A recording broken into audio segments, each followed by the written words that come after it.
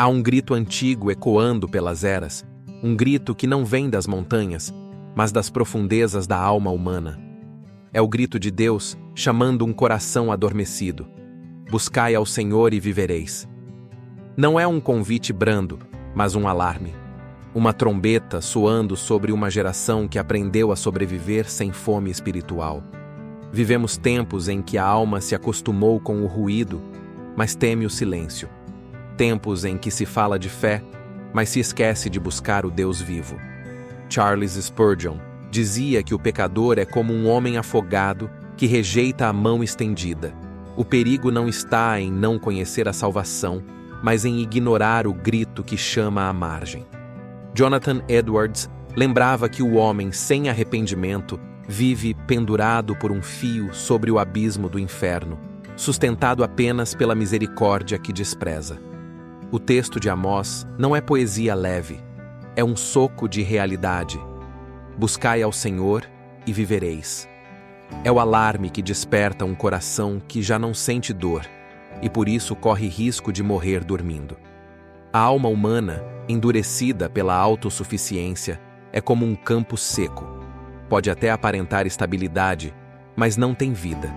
Somente quando o chão se rompe é que a chuva pode penetrar. Somente quando admitimos a rachadura é que a graça tem por onde entrar. Vivemos o tempo da alma cansada.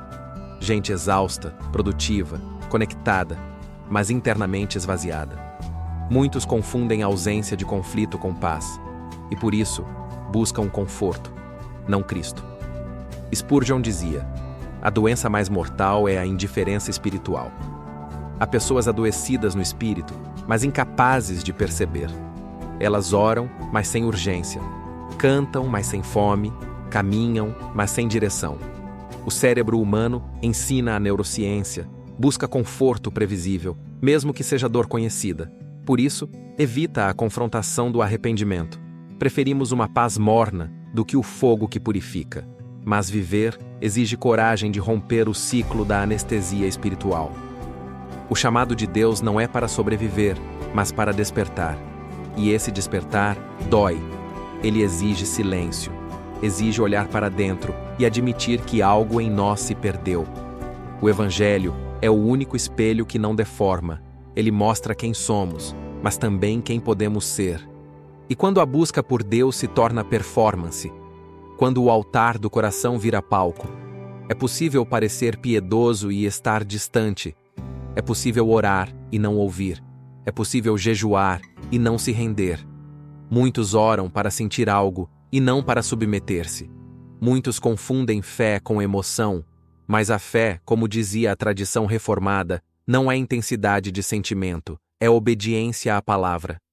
A devoção autêntica é silenciosa, oculta, constante. É acender a chama no escuro sem precisar de aplausos. A alma pode se tornar palco, mas Deus quer que ela seja altar.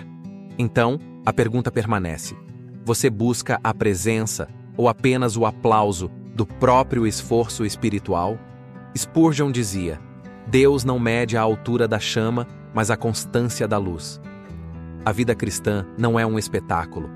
É perseverança na escuridão, é oração sem testemunhas, é lágrima escondida que Deus recolhe. Amós falou em tempos de prosperidade e corrupção. Um povo cheio de rituais, mas vazio de arrependimento. É uma fotografia do nosso tempo. O vivereis não é promessa automática, é condição. Não basta frequentar o templo, é preciso buscar. O silêncio de Deus não é ausência, é convite à atenção. A neurociência espiritual ensina que o cérebro precisa de foco para gerar sentido. Quando tudo distrai, a alma se fragmenta. O profeta Elias descobriu isso no Monte Horebe. Deus não estava no fogo nem no terremoto, mas na voz mansa e suave. Há uma voz que sussurra mesmo quando o mundo grita, e só a escuta quem aquieta o coração. Buscar ao Senhor é aprender a silenciar o barulho interior para ouvir o que o céu ainda fala. Abacuque também conheceu o silêncio e a dor. Ele viu a injustiça e perguntou: até quando, Senhor? Sua oração não foi fuga, mas confronto. ainda que a figueira não floresça? É o cântico de quem decidiu confiar, mesmo sem respostas. A fé madura nasce quando o coração para de exigir garantias. Spurgeon dizia: Deus está mais perto quando parece mais distante. A verdadeira espiritualidade não é ausência de dúvida, é persistência em meio à dúvida. Abacuque aprendeu a ver a mão de Deus mesmo nas ruínas, e talvez esse seja o chamado deste vídeo. Aprender a adorar mesmo quando nada floresce. O viver de Amós e o ainda que de Abacuque se encontram na mesma estrada, a estrada da fé que insiste em caminhar mesmo sem ver o sol. Mas há um erro invisível que corrói a alma: querer viver sem ser encontrado. Muitos querem os benefícios da fé, paz, propósito, consolo, mas resistem à exposição que o arrependimento traz. A luz de Deus não apenas consola, ela revela. E o ego teme essa luz. Buscar sem se render é como acender uma vela e escondê-la sob uma vasilha. É uma fé que ilumina a aparência, mas mantém o coração nas sombras. Jesus disse: quem pratica a verdade vem para a luz, para que se veja claramente o que Deus tem feito nele. A confissão diária é mais do que disciplina, é higiene da alma. É abrir a janela antes que o mofo do pecado consuma o interior. Arrepender-se é respirar de novo. E então vem a virada. O colapso que se torna encontro. O Evangelho é o paradoxo em que o fim é o começo. Quando o homem reconhece sua falência, Deus começa a restaurar. Spurgeon dizia: a ferida que o Espírito faz é o início da cura. A neurociência confirma: o arrependimento genuíno reconfigura o cérebro, recria caminhos de esperança. Hudson Taylor, missionário na China, viveu esse colapso. Cansado de tentar agradar a Deus com esforço, descobriu descanso quando entendeu que não precisava fazer para ser aceito, mas permanecer em Cristo. É isso que significa viver, não lutar para ser amado, mas repousar em quem já nos amou. Permita que seu colapso se torne conversão. Às vezes, Deus precisa deixar o chão ruir para que voltemos a construir sobre a rocha. Mas essa transformação não se sustenta sem disciplina. A presença precisa ser cultivada. São os pequenos hábitos que reacendem o coração. Ler um versículo devagar. Fazer uma oração curta, sincera, entre um compromisso e outro. Jejuar com propósito. Escrever o que Deus falou ao amanhecer. A constância é a linguagem do amor. A neurociência chama de reprogramação neural. A Bíblia chama de renovação da mente. O azeite da lamparina precisa ser renovado todos os dias. Spurgeon lembrava: a chama da fé se apaga se o coração não for o altar. Então reacenda o altar. Escolha uma prática simples.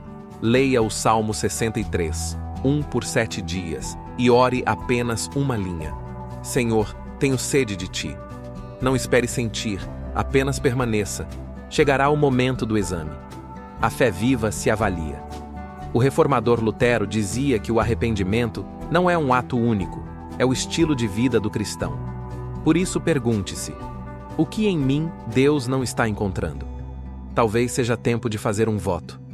30 dias de busca sincera, lendo os salmos penitenciais, confessando o que ainda dói.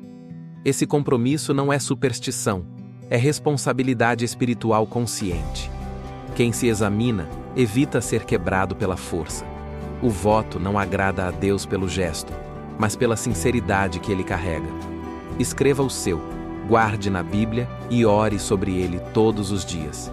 O arrependimento contínuo é a estrada da alegria duradoura. A vida espiritual é como uma semente lançada num solo rachado. É no terreno quebrado que a vida brota. Spurgeon dizia: Deus escreve sua graça em corações partidos. O quebrantamento não é fraqueza, é fertilidade. A neurociência confirma: a vulnerabilidade ativa áreas de empatia e reconexão. Quando a alma se rasga, ela se torna permeável à presença divina. Ore assim: Senhor, quebra o solo da minha alma até que floresça a tua vida. A chuva da graça cai sempre, mas só penetra onde há fenda. Por isso, não tema o coração rachado. É nele que Deus planta esperança. Viver não é sobreviver. O chamado de Amós ecoa aqui: buscai ao Senhor e vivereis. Viver em Cristo é sincronizar o coração com o ritmo da eternidade. É encontrar coerência entre o que se sente e o que se crê. A ciência da atenção fala de coerência fisiológica, quando o coração e o cérebro entram em harmonia. Espiritualmente, isso é andar no espírito. Muitos respiram, mas não vivem. Sobrevivem entre distrações, desconectados da fonte. Spurgeon dizia: a vida sem Cristo é apenas a sombra de um homem caminhando para o túmulo. Buscar é reconectar. É voltar à origem da vida, onde o respirar é oração, o pensar é louvor e o existir é gratidão. E agora, ao fim desta caminhada, há um clamor que reacende o impossível: buscai ao Senhor e vivereis. Não é ameaça, é promessa. É o sopro que transforma a apatia em adoração, culpa em comunhão. Spurgeon advertia que muitos morrem sentados nas igrejas, porque nunca responderam ao chamado interior do Evangelho. George Whitefield pregava em lágrimas, dizendo que o coração frio é mais trágico que o inferno visível. Deus não promete apenas vida biológica, mas vida abundante. Uma alma desperta a sua voz. Quando o homem busca, é porque Deus o está atraindo. Nada começa em nós, tudo começa nele. Por isso, antes de encerrar, faça uma pausa. Silencie o ruído.